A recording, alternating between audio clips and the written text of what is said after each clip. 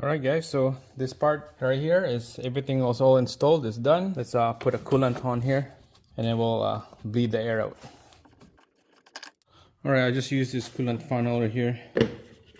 I'm gonna mix coolant with the water. So Dexcool GM, we're gonna mix that with water 50-50.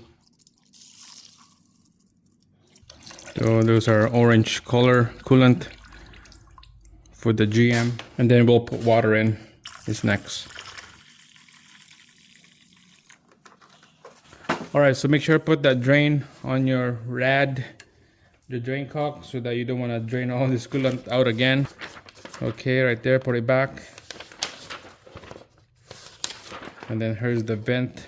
For some Chevy, somehow there's no vent on the top right side of the rad. So in this case, I check on mine, there's no vent. So we're gonna be bleeding this out from this reservoir right here. Get it running to the right temperature. Okay, there's a procedure right here. So basically 50-50 water mixed with the coolant.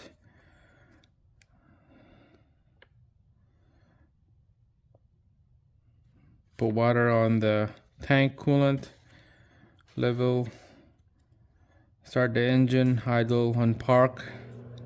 Slowly fill the coolant on the surge tank. Install the coolant cap and then run it for 30 to 40 seconds on 2500 RPM. And then shut off the engine. Alright, so just keep adding coolant in here till the reservoir is kind of full. Alright, put water in. Alright, so in this time, let's go start the engine. Alright, make sure to put that cable back in there on a negative battery. Let's go start the engine.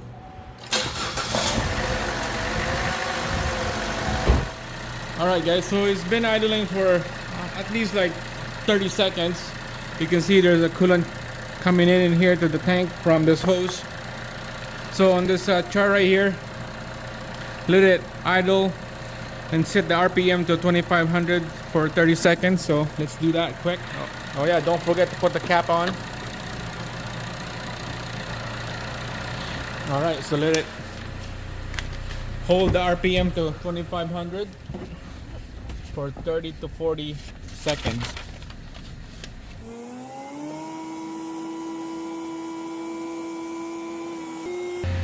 Alright guys, so it's been holding the RPM for 30 to 40 seconds. Now we're gonna turn off the engine, that's the number 4, and then after that we'll let it cool down, remove the cap, and repeat the cycle again until the coolant level is completely stabilized from the surge tank. So let it turn off. Alright, so it's been cooling for 2 minutes already, so make sure check that level. It's right there on this line. And we're gonna do a second cycle. We'll put the cap back on there, start the engine, get the RPM out to 2500, and then hold it for 30 to 40 seconds, and then we'll take out the cap again, do cycle 3-4 times until that level is stabilized. See if it drain a little bit more or up a little bit more, and then we'll keep adding. Okay, so just make sure this is your guideline right here.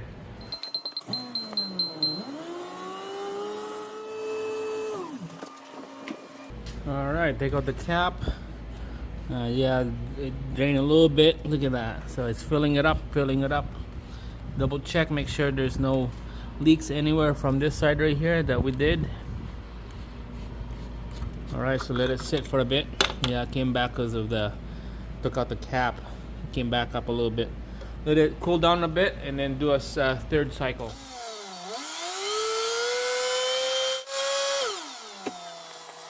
Alright guys, so that's a third cycle. You can turn off the engine or you don't have to if you don't want. It's not gonna blow out anything. You can see coolant coming out of here. It's getting warm now. It's coming. Alright guys, so the fourth cycle is done. This is the final result now. You're gonna have to keep it idle and stable I add up a little bit of coolant in here because it was really low down here. So now it's up over here. I'm just gonna have to leave it like that. I got the scan tool hooked up, and then our engine coolant is 178 Fahrenheit right there. 177 Fahrenheit, so it's holding up there. I think the thermostat opened on like 185 or something, or 190. I'm not exactly sure. It's around that area.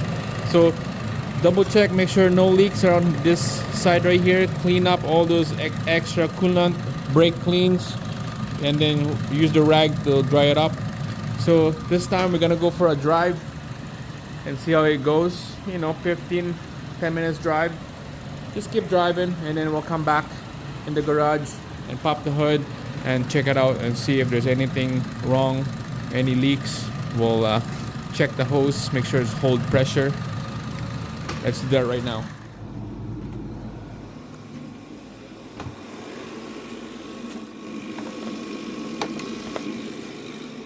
Alright guys, so going for a test drive. It's kind of dark already.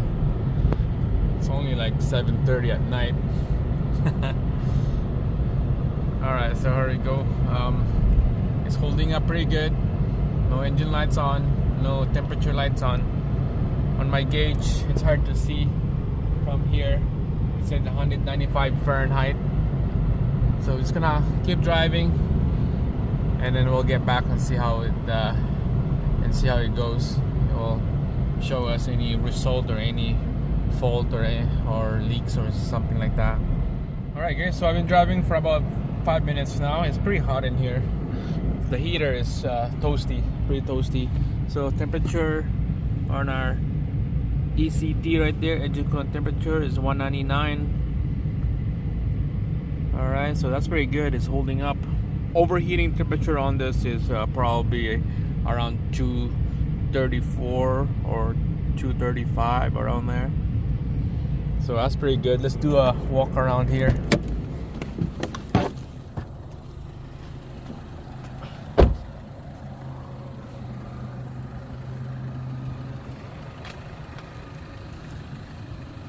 Not bad. A little bit of smoke right there. Not bad.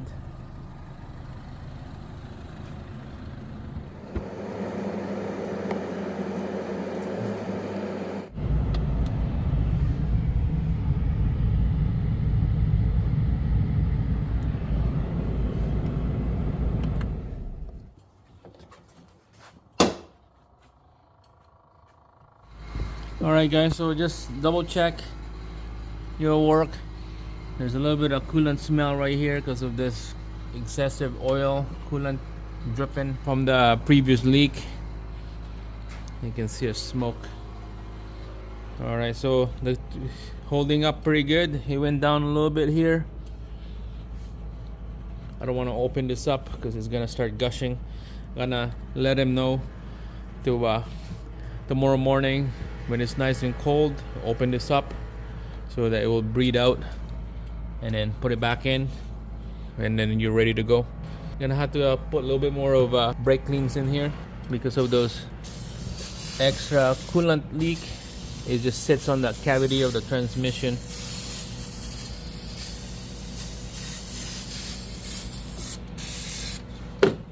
Okay, so that's it guys. This is pretty good. No leak underneath. Everything is good.